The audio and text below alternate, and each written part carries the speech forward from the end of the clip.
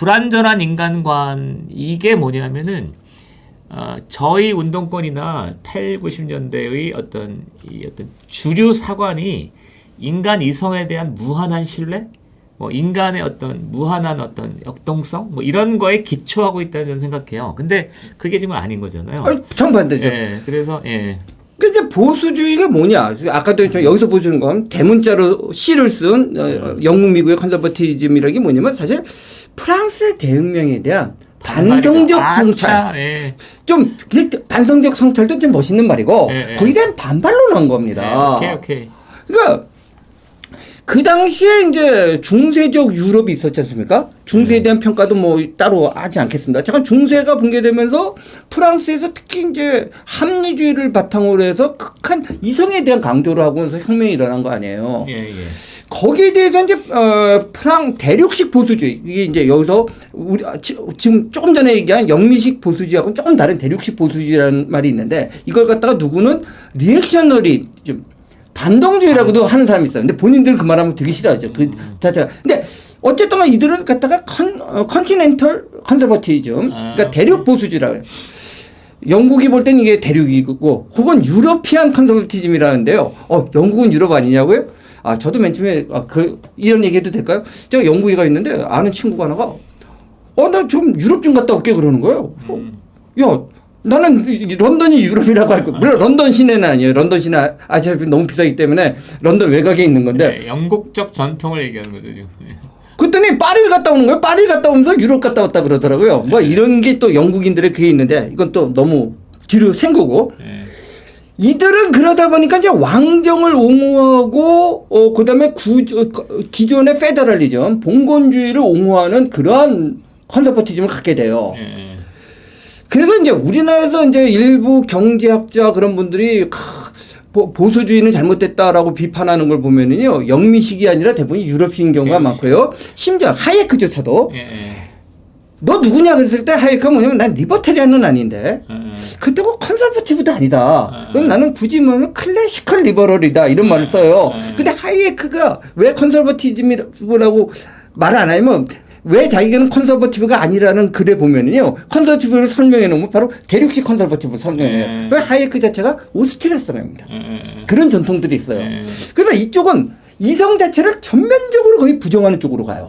대륙 컨서버티브는. 그 반면에 영국 더 정하면 사실 스코틀랜드에서 시작을 하는데요. 이쪽은 좀 다른 문화를 갖고 가요.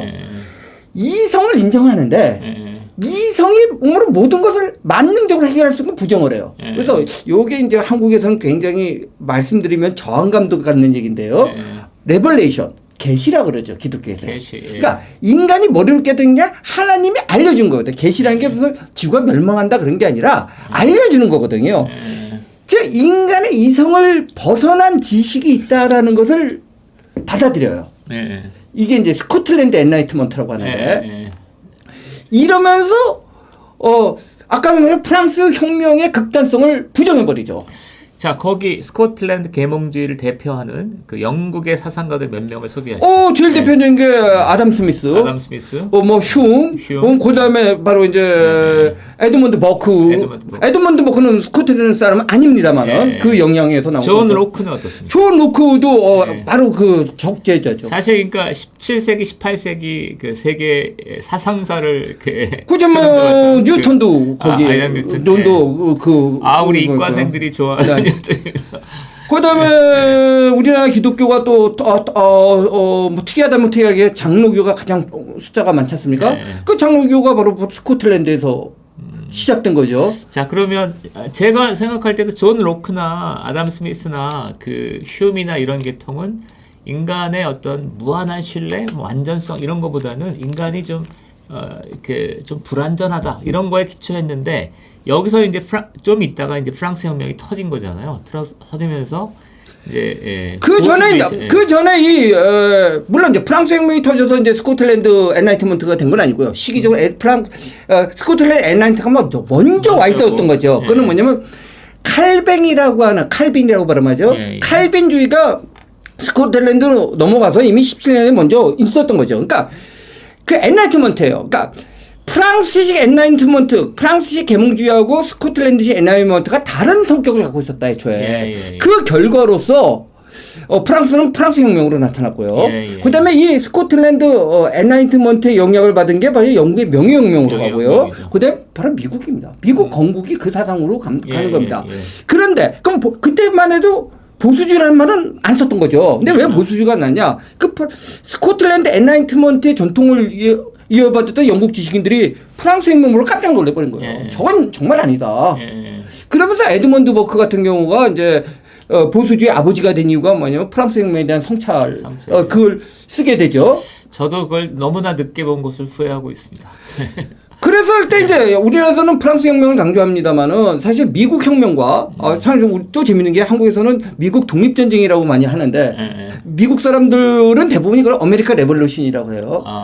그랬을 때 바로 이러한 스코틀랜드 엔라이트먼트의 바탕으로 건국한 나라가 미국이거든요. 근데 여기서 우리는 미국을 따른다고 하면 미국 헌법을 숭례냈으면서도 연구 안 해요. 공부 안 해요. 그러니까 이제 바로 이런 문제가 나와요. 인간의 본질을 얘기하면 페더럴리스트 페이퍼라고 하는 그러니까 미국 헌법을 만들기 전에 논쟁을 한 글들이 있습니다. 이걸 갖다가 뭐 여러 가지로 번역을 하는데 번역하기 힘들어서 제가 그냥 원어로 얘기하는 겁니다. 거기 보면 제일 중요한 것 중에 하나가 이런 얘기가 나옵니다. 인간이 만약에 천사라면 법도 경찰도 필요 없다. 필요 없다. 그러니까 예를 들어서 옛날에 이런 광고 본 거 있어요. 애니카 선전인데 뭐 인간이 천사라면은 애니카도 필요 없겠지. 그래서 야 저거 만든 분은 저거 미국 헌법 공부하신 분이구나라고 했는데 바로 그거거든요. 만약에 인간의 이성으로 다 하고 전부 선안전되면 보험회사가 왜 필요합니까? 경찰이 왜 필요합니까?